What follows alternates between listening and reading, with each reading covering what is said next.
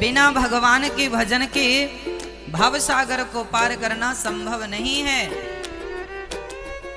पानी का मंथन करने से शायद घी निकल जाए, रेत का मंथन करने से शायद तेल निकल जाए, निकलेगा नहीं पर शायद गोस्वामी जी लिख रहे हैं निकल जाए, फिर परंतु बिना भगवान का भजन किए प्राणी भवसागर को पार नहीं कर सकता। यह अटल सत्य है। इसलिए भगवान की भक्ति शुरू कर दीजिए, भगवान में मन अभी से लगाइए। ध्रुव जी महाराज ने भगवान में मन लगाया। प्रश्न खड़ा था, ईश्वर कहाँ है? सर्वत्र ईश्वर है। हम नहीं हैं भगवान को प्राप्त करने लायक, इसलिए हमें दिखते नहीं, है ना। नरसिंह वसे प्रति खंबन में, पर काढ़न को प्रहलाद कहा। भगवान तो आज भी हर खंबे पर है, पर निकालने वाला कोई प्रहलाद नहीं है। अच्छा बताओ, भगवान के दिखने में कमी है या हमारे देखने में कमी है? बताओ भैया जी, जवाब दो। ईश्वर तो दिखने को तैयार है, विडंबना तो यह है कि हम देखने को तैयार नहीं। अच्छा एक बात बताओ, आपके हाथ में बैक्टीरिया है या नहीं? हाँ या ना में जवाब दो। हाँ है। इन बैक्टीरियाओं को क्या आप अपनी इन आंखों से देख पा रहे हैं? नहीं। यदि बैक्टीरिया को देखना हो तो क्या करना पड़ेगा? माइक्रोस्कोप की मदद लेनी पड़ेगी, सूक्ष्मदर्शी यंत्र की मदद लेनी पड़ेगी। यदि आपने यंत्र का आश्रय लिया, सहारा लिया, तो उस माइक्रोस्कोप नाम के यंत्र से इस बैक्टीरिया को देखा जा सकता है। सच्ची बताऊं, तुम्हारी आंखों में तो बैक्टीरिया देखने की भी ताकत नहीं है। बिना यंत्र के तो बैक्टीरिया नहीं दिखता, तो बिना मंत्र के भगवान कैसे दिखेंगे? बिना भक्ति के भगवान कैसे दिखेंगे? कॉमन सेंस है। बिना भगवान भक्ति के कैसे ना, जब कोई कहे भगवान दिखाओ तो भक्ति करो तो दिखेंगे ना भाई। कैसे दिखा दें? बैक्टीरिया भी तो नहीं दिखा सकते हम। बस प्रेम, भक्ति, भगवान, सब भगवान दिखने को तैयार हैं। हमारे पास देखने वाला भक्ति का माइक्रोस्कोप नहीं है, हमारे पास देखने का साधन नहीं है। वह दृष्टि चाहिए जो दृष्टि प्रहलाद की थी। प्रहलाद जी को कण कण में भगवान दिख रहे थे। पिता ने पूछा क्या इस खंबे पे भगवान है? गर्व से कह दिया हाँ, कॉन्फिडेंस से कह दिया हाँ है। खंबा पर प्रहार किया, टूटा, खंबा टूटा, नरसिंह भगवान निकल आए।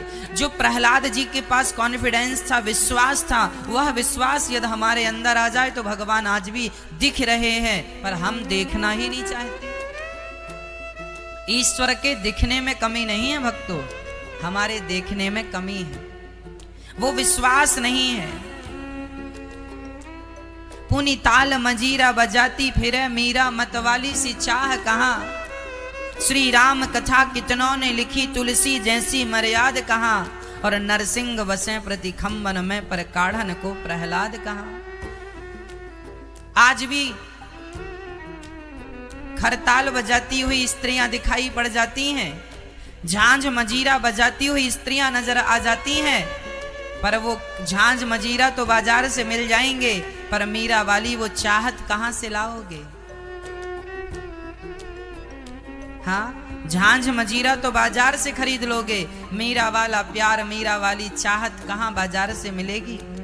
इसलिए मीरा जैसी दृष्टि हो तो ईश्वर आज भी है, प्रहलाद जैसी दृष्टि हो तो ईश्वर आज भी कण कण में व्याप्त है। हम देखने वाले कमजोर पड़ गए हैं, दिखने वाला परमात्मा तो तब भी ज्यों का त्यों था, आज भी ज्यों का त्यों है। उसमें कमी नहीं आई, हम में कमी आई है।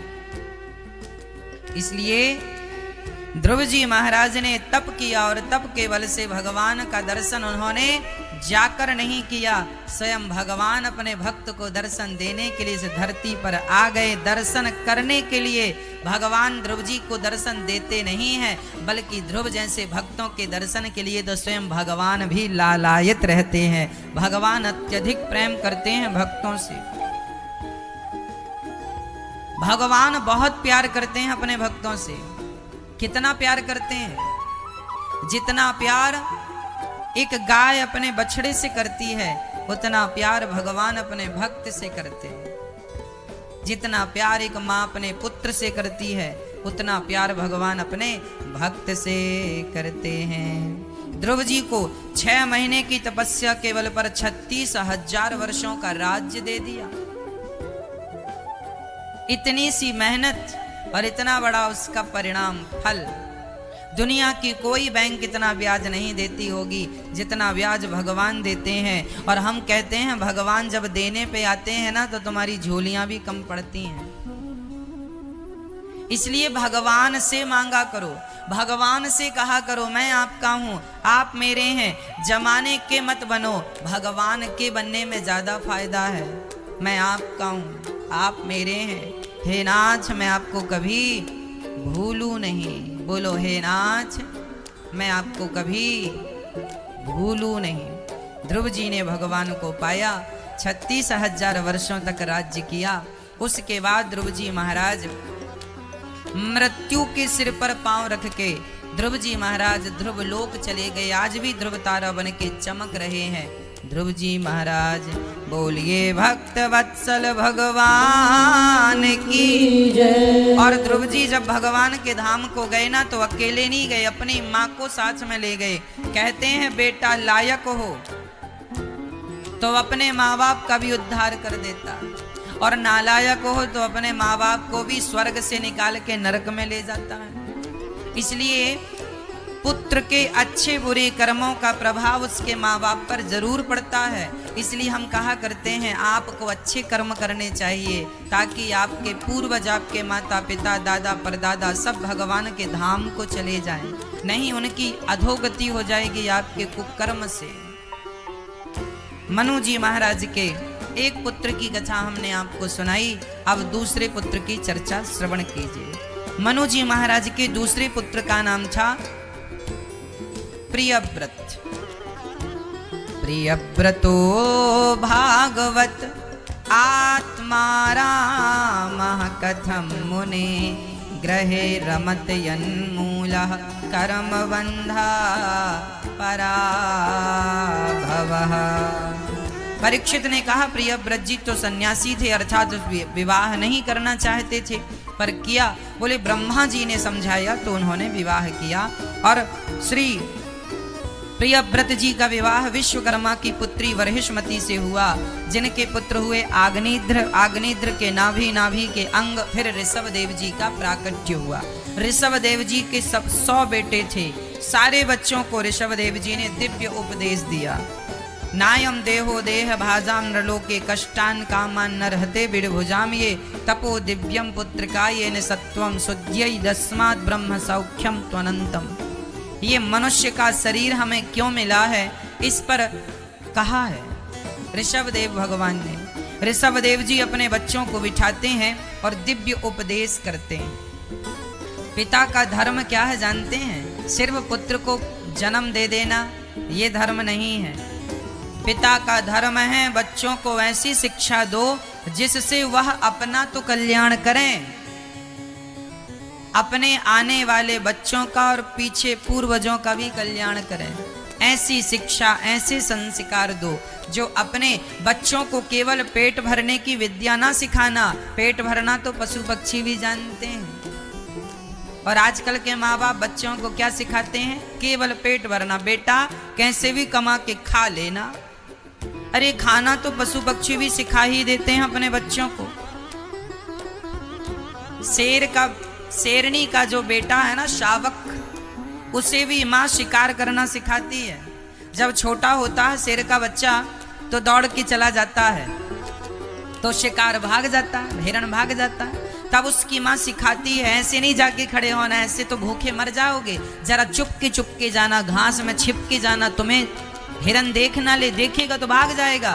तो शेरनी ना छिप के जाती है और यही टैलेंट अपने बच्चे को सिखाती है शिकार कैसे करना है। तो पेट भरने का गुण तो पशु पक्षियों में भी अच्छे से आता है। पेट भरना तो पशु पक्षी भी जानते हैं। प्रार्थना सिर्फ इतनी है कि पेट भरना ही पर्याप्त नहीं है मेरी माँ, फिर क्या है? बोले पेट भरने से काम नहीं बनेगा। ये मनुष्य का शरीर सिर्फ पेट भरने के लिए नहीं मिला, बल्कि आत्म कल्याण करने के लिए मिला है। भव सागर से पार जाना है तो यह मनुष्य का शरीर ही है, दूसरा कोई साधन नहीं, दूसरा कोई साधन नहीं। केवल भगवान का नाम ही आपको भव सागर से पार लगाने वाला है। इसलिए केवल नाम का आश्रय लो, केवल भक्ति का आश्रय लो। ऋषभ देव जी के उपदेश से 100 बच्चों में सबसे बड़े श्री भरत जी महाराज को दिव्य ज्ञान हुआ, न तो योगेश्वर हो गए। और भरत जी महाराज ने सब कुछ छोड़कर, राजपाट छोड़कर, भारत जी सब छोड़कर, पत्नी पुत्र राज्य सब छोड़कर गंडकी के तट पर भगवान का चिंतन करने लगे। अच्छा ये बताओ, सबसे बड़ा सुख कहाँ है? पकड़ने में कि छोड़ने में? सुख ज्यादा पकड़ने में है कि छोड़ने में? बोलो मेरी माँ।